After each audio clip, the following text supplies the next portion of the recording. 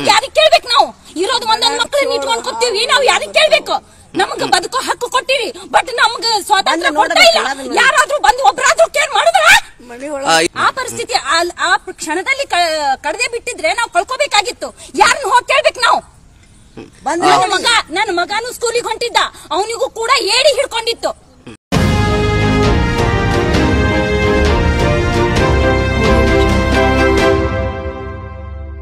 Welcome to M news Bijapur.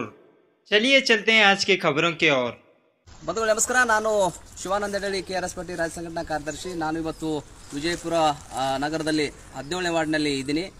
ಬಹುತೇಕವಾಗಿ ಕಳೆದ 2-3 ದಿನಗಳಿಂದ ಹತ್ತತ್ರ ಏನಪ್ಪ ಅಂದ್ರೆ ಒಂದು ವಾರ ಆಯ್ತು ಅನಿಸುತ್ತೆ. ಹೌದಾ, ಸಾಕಷ್ಟು ಮಳೆಯಿಂದಾಗಿ ಈ ಭಾಗದಲ್ಲಿ ಏನಪ್ಪ ಅಂದ್ರೆ ಮಹಾನಗರ ಪಾಲಿಕೆ ಏನು ಮನ್ಕೊಂಡೋಗ್ಬಿಟ್ಟೋದು ಶಾಶ್ವತ ನನಗಂತೂ ಗೊತ್ತಿಲ್ಲ. ಯಾಕಂದ್ರೆ ಜಲಮಂಡಳಿ ಆಗಲಿ ಮಹಾನಗರ ಪಾಲಿಕೆ ಆಗಲಿ ನಗರದಲ್ಲಿ ಏನಪ್ಪ ಅಂದ್ರೆ ಎಲ್ಲೆಂದರಲ್ಲಿ ಏನಪ್ಪ ಅಂದ್ರೆ ಏನು ಡ್ರೈನೇಜ್ಗಳು ಬಡದು ಮಾಡಿ ನೀರುಗಳು ಹೋಗ್ತಾವ. ಜಲಮಂಡಳಿ ಆರಾಮ್ ದುಡ್ಡು ಅಂತ ತಿಂತಿರ್ತಾರೆ ಚೆನ್ನಾಗಿ ಏನಪ್ಪ ಅಂದ್ರೆ ಕೋಟಿ ಲೆಕ್ಕದಲ್ಲಿ ನೀವು ದುಡ್ಡನ್ನು ಕುತ್ಕೊಂಡು ಮನ್ಯಾಗ ತಿಂತಿರೋ ಏನು ಮಾಡ್ತಿರೋ ಪುಣ್ಯಾತ್ಮರ ಗೊತ್ತಿಲ್ಲ.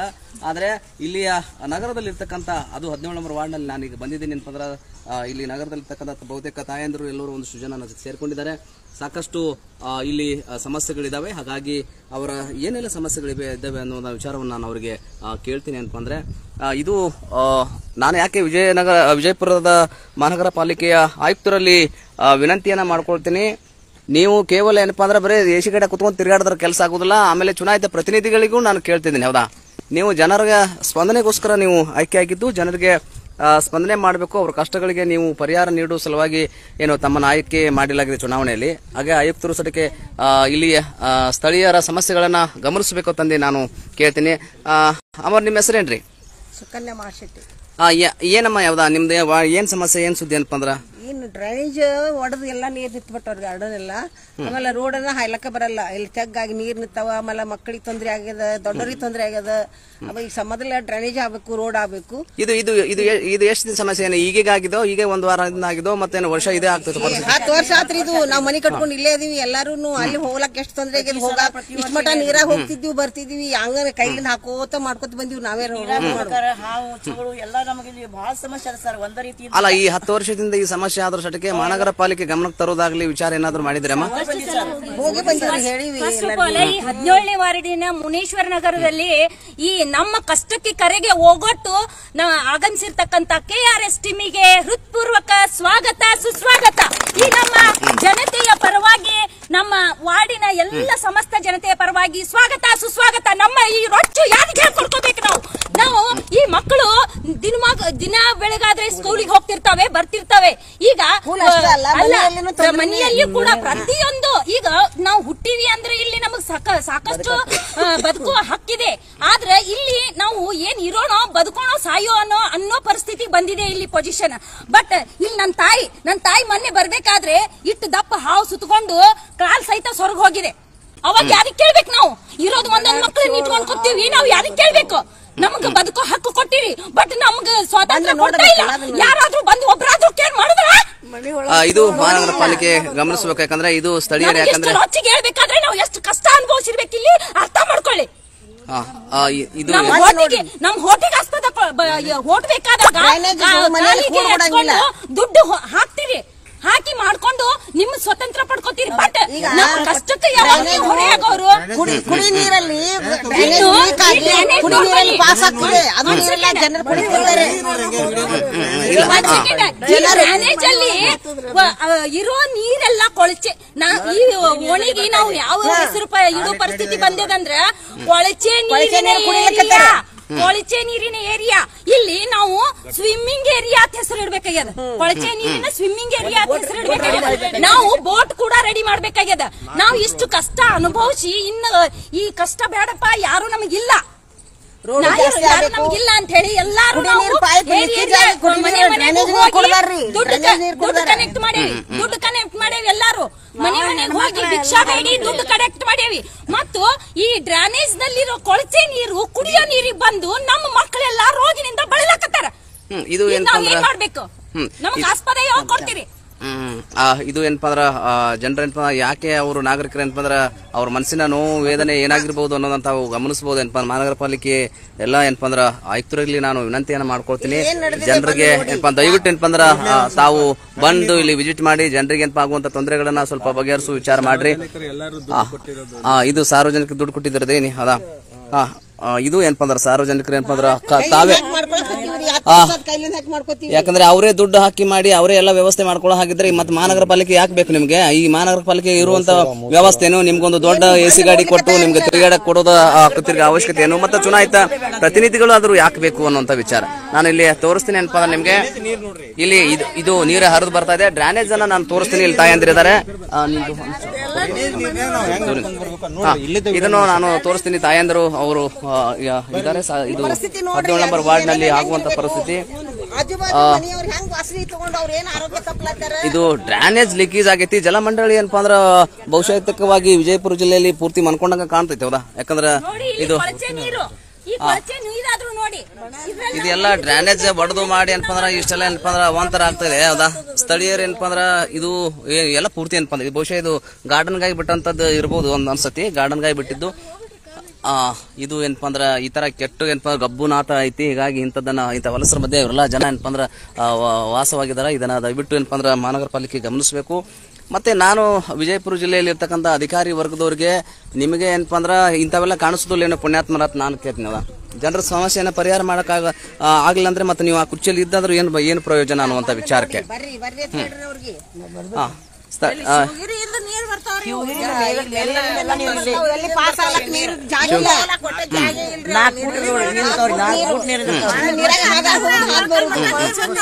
ಹೆಣ್ಮಕ್ಳು ಅಡ್ಡಾಡ್ಬೇಕಾದ್ರೆ ಮನೆಯಲ್ಲೇ ಹೋಗ್ತದೆ.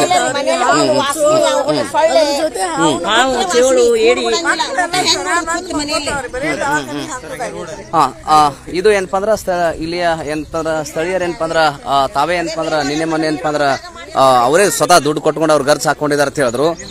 ನಾನು ಕೇಳ್ತಾ ಇದ್ದೀನಿ ಏನಪ್ಪಾ ಅಂದ್ರೆ ಅವರೇ ರೋಡ್ ಮಾಡ್ಕೊಂಡು ಅವರೇ ವ್ಯವಸ್ಥೆ ಮಾಡ್ಕೊಳ್ಳಂಗಿದ್ದಾದ್ರೆ ಮತ್ತೆ ನೀವ್ ಯಾಕೆ ಬೇಕು ಅಂತ ನನಗೇನಪ್ಪ ಅಂದ್ರೆ ಚುನಾಯಿತ ಪ್ರತಿನಿಧಿಗಳಾದ್ರೆ ಯಾಕೆ ಬೇಕು, ಮತ್ತೆ ಸರ್ಕಾರಿ ಅಧಿಕಾರಿಗಳು ಯಾಕೆ ಬೇಕು, ಮತ್ತೆ ಏನು ಏನು ಕೋಟಾನುಗಟ್ಲೆ ಬಿಲ್ ಅನ್ನ ತೋರಿಸ್ತೀರಿ ನೀವು. ಮಹಾನಗರ ಪಾಲಿಕೆಯವರಿಗೆ ನಾನು ಕೇಳ್ತಾ ಇದ್ದೀನಿ, ನೀವು ಏನು ಕೋವಿಡ್ ಸಮಯದಲ್ಲಿ ನಾಯಿಗೇನೋ ಏನಪ್ಪ ಆಹಾರ ಕೊಟ್ಟನೆ ಅಂತ ಹೇಳಿ ಎಷ್ಟೋ ಲಕ್ಷ ಬಿಲ್ ಎತ್ತಿದ್ರು ಪುಣ್ಯಾತ್ಮರು.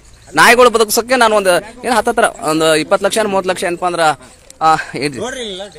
ಈ ತರ ಮಹಾನಗರ ಪಾಲಿಕೆ ಹೇಗಿದೆ ಅಂದ್ರೆ ನಮ್ಮ ಬಿಜಾಪುರ ಜಿಲ್ಲೆಯಲ್ಲಿ ಕೋವಿಡ್ ಟೈಮ್ನಲ್ಲಿ ಮಹಾನಗರ ಪಾಲಿಕೆ ಬೀದಿ ನಾಯಿಗಳಿಗೆ ನಾವು ಆಹಾರ ಹಾಕದೇವತ್ತೆ ಅದಕ್ಕೆ ಲಕ್ಷಾನುಗಟ್ಟಲೆ ದುಡ್ಡು ಎತ್ತಿದ್ರು. ಯಾ ನಾಯಿಗೆ ಎಂದ ಆಹಾರ ಹಾಕಿರ್ಬೇಕು, ಮನುಷ್ಯಗೆ ಹಾಕಿಲ್ಲ. ಮನುಷ್ಯರಿಗೆ ಬದುಕುವಂತ ವಾತಾವರಣ ಇಲ್ಲಾರ್ದಂದಾಗ ಆಗೈತಿ. ಅದ ಅದಕ್ಕೆ ವಿಜಯಪುರ ಜಿಲ್ಲೆಯ ಮಹಾನಗರ ಪಾಲಿಕೆ ಬಹಳ ಅತ್ಯಂತ ಭ್ರಷ್ಟಾಚಾರ ಎತ್ತಿದ ಕೈ ಇದ್ರೆ ನನಗೆ ಓದೈತಿ. ಸುಧಾರಣೆ ಅನ್ಕೋತ ನಿಮ್ಗೆ ಅದ ಜಾಸ್ತಿನೇ ಐತಿ. ಹೌದಾ? ನಾಯಿಗಳು ಬಿಟ್ಟಿಲ್ಲ ಅವರು, ನಾಯಿ ಇದಾವಲ್ರಿ ಬೀದಿಯೊಳಗ ಅವ್ರು ತಿರ್ಗಾಡಕ್ ನಾವು ಆಹಾರ ಕೊಟ್ಟಿದೀವಿ ಅಂತ ಹೇಳಿ ಲಕ್ಷ ಬಹುಶಃ ಒಂದು 20-30 ಲಕ್ಷ ಇಟ್ಟಿರು ಅವ್ರಿಗೆ ಆಹಾರ ಹಾಕಾರ್ತ. ಮನುಷ್ಯರಿಗೆ ನೀವು ಈ ತರ ವ್ಯವಸ್ಥೆ ಇದೆ, ಇಲ್ಲಿ ಈ ತರ ಕೆಟ್ಟ ವ್ಯವಸ್ಥೆ ಮಧ್ಯೆ ಇದೀವಿ. ಇದು ಇಟ್ಕೊಡ್ರಿ ಇದನ್ನ ತೋರಿಸಿರೋದ ಇದನ್ನ ಇವರು ಸ್ಥಳೀಯರು ಇಲ್ಲಿರ್ತಕ್ಕಂಥ ಸ್ಥಳೀಯರು ಇಲ್ಲಿದ್ದಾರೆ. ನಾನು ಮಾತಾಡ್ತೇನೆಪ್ಪ ಅಂದ್ರ ಸರ್ ಇದು ಏನಪ್ಪ ಇದೆಲ್ಲ ಬಹಳಷ್ಟು ನಾನು ಮೊನ್ನೆ ಬಂದಾಗ ಬಹಳಷ್ಟು ಏನಪ್ಪ ಅಂದ್ರೆ ನೀರಿಂದಿರ್ತಿದ್ದು. ಈಗ ನೋಡಿ ಸರ್, ಇದು ಸುಮಾರು 10 ವರ್ಷದಿಂದ ನಾವು ಇದು ಕಷ್ಟಗಳನ್ನ ನಾವು ಇದು ಫೇಸ್ ಮಾಡ್ತಾ ಇದೀವಿ. ಯಾರು ನಮ್ಮ ಕಷ್ಟಗಳಿಗೆ ಸ್ಪಂದಿಸಲಿಲ್ಲ. ಇನ್ನ ಲಾಸ್ಟಿಗೆ ಮೊನ್ನೆ ಒಂದು 2-3 ದಿನ ಹಿಂದ್ಗಡೆನೆ ಎಲ್ಲರೂ ಲೇಡೀಸು ಎಲ್ಲ ಮನೆಯವ್ರು ಕೂಡಿ ಇನ್ ಯಾರು ನಾವು ಸ್ಪಂದಿಸಲಿಲ್ಲ ಅಂದ್ರೆ ನಮಗೆ ಅಡ್ಡಾಡೋ ಮಕ್ಕಳೆಲ್ಲ ಅಡ್ಡಾಡ್ತಾರ, ಲೇಡೀಸ್ ಅಡ್ಡಾಡ್ತಾರ, ಶಾಲೆಗೆ ಮಕ್ಕಳು ಬರ್ತಾರ. ಇಲ್ಲಿ ಸ್ಕೂಲ್ ಇದೆ ಸರ್, ನಮ್ದು ಮಿಲಿಯನ್ ಸ್ಕೂಲ್ ಅಂತ ಹೇಳಿ ನಮ್ಮ ಶಾಲೆನೂ ಇದೆ. ನರ್ಸರಿಯಿಂದ 5th ಸ್ಟ್ಯಾಂಡರ್ಡ್ ವರ್ಗು 2,200 ಮಕ್ಕಳು ಬರ್ತಾರೆ. ಶಾಲೆ ಮಕ್ಕಳು ಬರ್ತಾರೆ ಸರ್. ಅವ್ರೆಲ್ಲರೂ ಇದೆ, ಕೊಳಚೆ ಇದೆ, ರಾಡಿ ಇದೆ, ನೀರಿಂದಾನೆ ಬರ್ಬೇಕು. ಆಮೇಲೆ ಅದಕ್ಕೆ ಈಗ ಏನಾಗಿದೆ ಸರ್, ಕೊನೆಯದಾಗಿ ಇವ್ರು ಯಾರು ಇವ್ರು ಸ್ಪಂದಿಸ್ಲಿಲ್ಲ ಅಂತ ಹೇಳೇನೆ ನಾವೇನ್ ಮಾಡ್ಬೇಕಾಯ್ತು, ಇನ್ನ ಎಲ್ಲರೂ ಕೈಯಿಂದನ ಎಷ್ಟಾಗುತ್ತೆ ಸಾಧ್ಯ ಆದಷ್ಟು ಮಿನಿಮಮ್ 5-5 ಸಾವಿರ ಅಂತಾನು ಹಾಕಿ ನಾವೇ ಇದನ್ನ ಒಂದು 2-2.5 ಲಕ್ಷವರೆಗೂ ಇದು ಖರ್ಚು ಬರುತ್ತೆ. ಈಗ ಕೈಲೇ ಹಾಕಿ ಇವತ್ತು ನಿನ್ನೆಯಿಂದ ವರ್ಕ್ ಸ್ಟಾರ್ಟ್ ಆಗಿದೆ ಸರ್. ಅಂದ್ರೆ ನೀವೇ ಏನಪ್ಪ ಅಂದ್ರೆ ಇದೇನಪ್ಪ ಅಂದ್ರೆ ಈ ರೋಡ್ ಅನ್ನ ನೀರು ಹೋಗಿಸುವಂತ ವಿಚಾರ ಅಥವಾ ರೋಡ್ ಮಾಡ್ಕೊಳ್ಳೋ ವಿಚಾರನ ಮಾಡ್ಕೊಂಡಿದ್ರಿ? ಯಾಕಂದ್ರೆ ಇಲ್ಲಿ 4-5 ಫೂಟ್ ಗಟ್ಲೆ ನೀರ್ ನಿಲ್ಲುತ್ತೆ ಸರ್ ಇಲ್ಲಿ.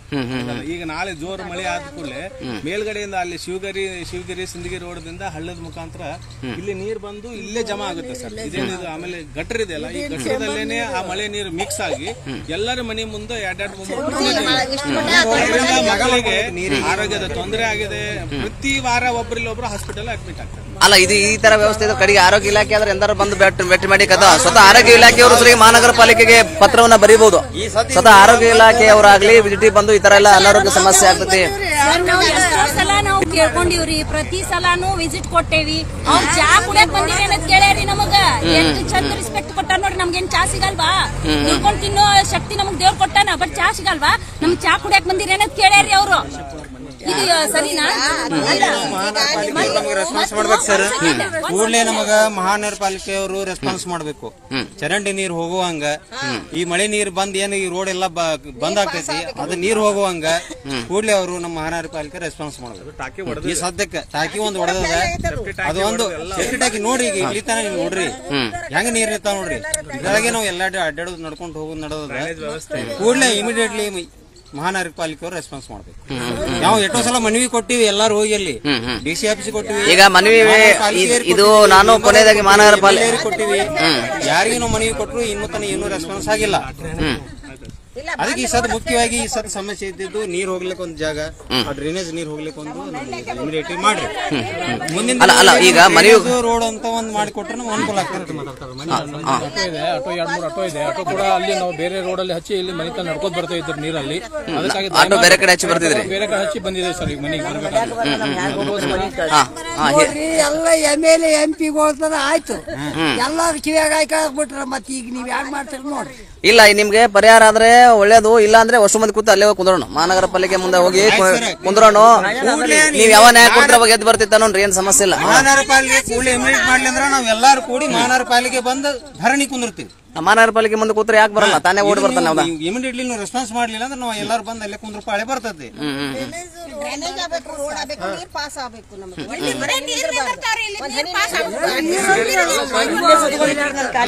ನೋಡಿ, ಇದು ಗಾರ್ಡನ್ ಅಂತ ಕೊಟ್ಟಿದ್ದಾರೆ ಮಹಾನಗರ ಪಾಲಿಕೆಯವರು. ಇದು ಡ್ರೈನೇಜ್ ಆಗಿ ಪೂರಾ ಕೊಳಚಂಡ. ಅಲ್ಲ, ಗಾರ್ಡನ್ ಅಂದ್ರೆ ಗಾರ್ಡನ್ ಇರ್ಬೇಕಲ್ಲ. ಈಗ ಮಹಾನಗರ ಪಾಲಿಕೆ ಏನ್ ಕ್ರಮ ತಗೊಂಡ್ರ? ಗಾರ್ಡನ್ ಗಾರ್ಡನ್ ಗೋಸ್ಕರ ಮಾಡಿದ್ದಾರೆ. ಗಾರ್ಡನ್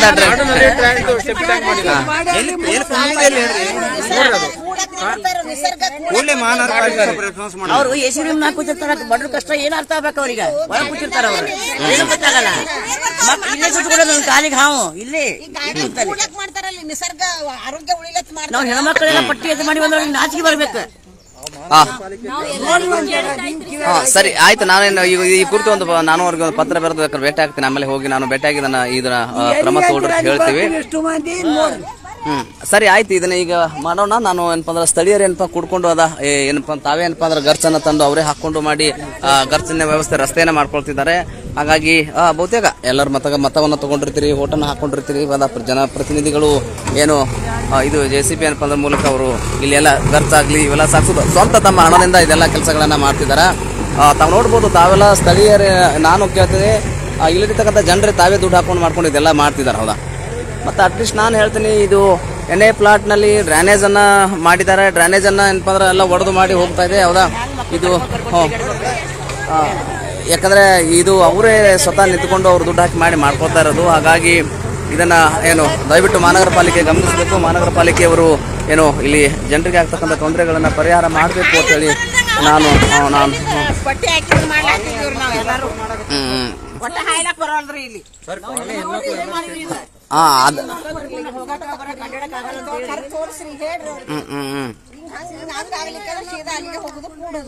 ಅದಕ್ಕೆ ಇದು ದಯವಿಟ್ಟು ಗಮನಿಸಬೇಕು. ಮಹಾನಗರ ಪಾಲಿಕೆ ಆಯುಕ್ತರು ಒಂದಿಷ್ಟು ನಿಮ್ಮ ಏನು ಅಧಿಕಾರಿ ವರ್ಗದವ್ರನ್ನ ಕರೆಸಿ ಆರೋಗ್ಯ ಇಲಾಖೆಯವ್ರನ್ನ ಕರ್ಕೊಂಡು ಬಂದು ಒಂದ್ ಸ್ವಲ್ಪ ಇಲ್ಲಿ ಆರೋಗ್ಯದ ಸಾಕಷ್ಟು ಸಮಸ್ಯೆಗಳು ಮುಂದೆ ಉಲ್ಬಣ ಆಗ್ತಿರ್ತಾವ. ನೀರಿತ್ತು ಮಾಡಿ ಅದು ಸಾಕಷ್ಟು ಏನಪ್ಪಾ ಅಂದ್ರೆ ನೀರಿನಿಂದ ಸಾಕಷ್ಟು ರೋಗಗಳು ಬರ್ತಿರ್ತಾವಲ್ಲ. ಹಾಗಾಗಿ ಅದು ಬಹಳ ಮಲಿನಕಾರಿ ಏನಪ್ಪ ಒಂದಿಷ್ಟು ಐತಿ. ಹೀಗಾಗಿ ಏನಪ್ಪ ದಯವಿಟ್ಟು ತಾವು ಏನು ಗಮನ ಹರಿಸ್ರಿ ಅಂತ ಹೇಳಿ ನಾನು ತಮ್ಮಲ್ಲಿ ಏನಪ್ಪ ಕೇಳ್ಕೊಳ್ತೀನಿ. ದಯವಿಟ್ಟು ಮಹಾನಗರ ಪಾಲಿಕೆಯವರಿಗೆ ನಾನು ಬಂದು ನಿಮಗೆ ಭೇಟಿ ಆಗ್ತೀನಿ, ಮನವಿ ಪತ್ರವನ್ನು ಕೊಡ್ತೀನಿ. ಹೀಗಾಗಿ ಸ್ಥಳೀಯರ ಸಮಸ್ಯೆಗಳಿಗೆ ಸ್ಪಂದನೆ ನೀಡುವ ಸಲುವಾಗಿ ಮತ್ತು ಇಲ್ಲಿರ್ತಕ್ಕಂಥ ನಗರದಲ್ಲಿ ಇರ್ತಕ್ಕಂಥ ಎಲ್ಲ ಜನರ ಹಿತವನ್ನು ಕಾಪಾಡಲಿಕ್ಕೆ ಮಹಾನಗರ ಪಾಲಿಕೆ ಇರುವುದು. ಹೀಗಾಗಿ ಯಾವ್ದು ಸರ್? ಮುನೀಶ್ವರ ನಗರ ಅಲ್ಲ, 17 ನಂಬರ್ ವಾರ್ಡ್ ಮುನೀಶ್ವರ ನಗರದಲ್ಲಿ ಇದ್ದೀವಿ. ಅವರ ಸಮಸ್ಯೆಗಳನ್ನ ದಯವಿಟ್ಟು ಏನು ಪರಿಹಾರ ಒದಗಿಸ್ಕೊಡ್ರಿ. ಸಣ್ಣ ಮಕ್ಕಳಿದಾವ, ಆ ಮಕ್ಕಳಿಗೆಲ್ಲ ಏನಪ್ಪ ನೋಡಿ ಸಣ್ಣ ಅಲ್ಲೇ ಮಗು ಬರ್ತಾ ಇದ್ದದ, ಮತ್ತು ಇವ್ರ ಸಮಸ್ಯೆಗಳಿಗೆ ಸ್ಪಂದನೆ ನೀಡಲಿ ಹೇಳಿ ಮಾಡಿ ನಾವು ಮಹಾನಗರ ಪಾಲಿಕೆ ಏನಪ್ಪ ಅಂದ್ರೆ ಎಲ್ಲರ ತೆರಿಗೆ ಹಣದಲ್ಲೇ ನಿಮ್ಗೆ ಸಂಬಳ ಕೊಟ್ಟು ಅಧಿಕಾರಿ ನೇಮಕ ಮಾಡ್ಕೊಂಡಿದ್ದು. ಹಾಗಾಗಿ ಜನಪ್ರತಿನಿಧಿಗಳು ನಾನು ಕೇಳ್ತಿದ್ದೀನಿ, ಇಲ್ಲಿರ್ತಕ್ಕಂಥ ಎಲ್ಲರೂ ಮತ ಹಾಕದಂತ ಎಲ್ಲ ಜನರು ಸದ್ಯಕ್ಕೆ ಎಲ್ಲರೂ ಹೋಗಿ ಕೇಳಕ್ಕಾಗೋದಿಲ್ಲ ಅಂತೇಳಿ ಒಬ್ಬ ಪ್ರತಿನಿಧಿಯನ್ನ ಮಾಡಿ ಕಳಿಸಿರ್ತೀವಿ ಓಟ್ ಹಾಕಿ ಅವನಿಗೆ, ನೀನೇ ನನ್ನ ಸಮಸ್ಯೆನ ದಿನ ಕೇಳಕ್ಕಾಗೋದಿಲ್ಲ ಅಂತ ಹೇಳಿ. ದಯವಿಟ್ಟು ಏನಪ್ಪ ಅಂದ್ರೆ ಅವರಾದ್ರೂ ಇದೆಲ್ಲ ನಾನು ಒಂದು ಹೇಳ್ತೀನಿ, ತಾವು ತಿಳ್ಕೊಬೇಕು. ಎಲ್ಲಕ್ಕೂ ಮೂಲ ಕಾರಣ ಏನು ಅನ್ನೋದು ಯಾರು ಬಹುತೇಕ ಅರ್ಥ ಮಾಡ್ಕೊಳ್ಳಲ್ಲ ಯಾರು. ನಾವೇನ್ ಮಾಡ್ತೀವಿ ಅಂದ್ರೆ ಚುನಾವಣೆ ಬಂದ್ರೆ ಅವ್ರು ಅಷ್ಟೇ ಬರೋದಂತಲ್ಲ, ನಾವು ಒಳ್ಳೆ ಕೆಲಸ ಮಾಡ್ಕೋತೇ ಬಂದಿದ್ದೀವಿ ಗೋಕಾಲದಿಂದ. ದಯವಿಟ್ಟು ಮಹಾನಗರ ಪಾಲಿಕೆಯವರಿಗೆ ನಾನು ಈ ವಿಚಾರವನ್ನ ಚುನಾಯಿತ ಪ್ರತಿನಿಧಿ ಏನ್ ಮಾಡ್ತಾನೆ ಬಿಡ್ತಾನೆ ಗೊತ್ತಿಲ್ಲ ಪುಣ್ಯಾತ್ಮ, ನಾವಂತರೂ ಅದನ್ನ ನಮ್ಮ ಹತ್ರ ಬಂದಿದ್ದಾರೆ, ನಮ್ಮ ಹತ್ರ KRS ಪಕ್ಷ ಹತ್ರ ಬಂದ್ರೆ ನಾವು ಅದಕ್ಕೊಂದು ತಾರ್ಕಿಕ ಅಂತ್ಯ ತರಬೇಕು ಅನ್ನೋ ವಿಚಾರ. ನಾವು ಎಲ್ಲರೂ ಕೂಡ್ಕೊಂಡು ಇಲ್ಲಿ ನಗರದಲ್ಲಿ ಇರ್ತಕ್ಕಂಥ ಎಲ್ಲ ಏನು ಅಕ್ಕಂಗಿರಾಗಲಿ ಅಣ್ಣದವರಿಗೆಲ್ಲ ಕರ್ಕೊಂಡ್ಬಂದು ನಿಮ್ಮ ಮಹಾನಗರ ಪಾಲಿಕೆ ಮುಂದೆ ಕೂತ್ಕೊಂಡು ಧರಣಿ ಮಾಡಿದಾಗೆ ನನಗೆ ನ್ಯಾಯ ಕೊಡ್ತೇನೆ ಅಂದ್ರೆ ಅದನ್ನು ಮಾಡ್ತೀವಿ, ಬೇಡಲ್ಲ. ಇಲ್ಲ ಅದನ್ನು ಬಂದು ಮಾಡಿ ಆರೋಗ್ಯ ದೃಷ್ಟಿಯಿಂದ ನೀವು ಮಾನವೀಯ ದೃಷ್ಟಿಯಿಂದ ಆದರೂ ನಿಮ್ಮ ಕರ್ತವ್ಯ ಅದು. ಮಾನವೀಯ ದೃಷ್ಟಿ ಕೈ ಮುಗಿದು ಕಾಲು ಮುಗಿದು ಏನು ನೀನು ಜನಸೇವಕ, ನಿನಗೇನು ಕೈ ಮುಗಿದು ಕಾಲು ಮುಗಿದು ಅಂತ ನನ್ನ ಪದ್ಧತಿ ಇಲ್ಲ. ದಯವಿಟ್ಟು ಏನಪ್ಪ ಅಂದ್ರೆ ಬಂದು ಮಾಡಿ ಆರೋಗ್ಯ ದೃಷ್ಟಿಯಿಂದ ಆದರೂ ಸಣ್ಣ ಸಣ್ಣ ಮಕ್ಕಳಿದಾವೆ, ಅವರ ಭವಿಷ್ಯಕ್ಕೋಸ್ಕರವಾಗಿ ಆದರೂ ಇಲ್ಲಿ ಆರೋಗ್ಯ ದೃಷ್ಟಿಯಿಂದ ಆದರೂ ಬಂದು ದಯವಿಟ್ಟು ಮಹಾನಗರ ಪಾಲಿಕೆ ಆಯುಕ್ತರು ವಿಸಿಟ್ ಮಾಡ್ರಿ. ದಯವಿಟ್ಟು ನಿಮ್ಗೊಂದು ಸ್ವಲ್ಪ ಮಾನವೀಯ ದೃಷ್ಟಿ ಇದ್ರೆ. ಇಲ್ಲ ನನಗಿಲ್ಲಪ್ಪ ನಾನು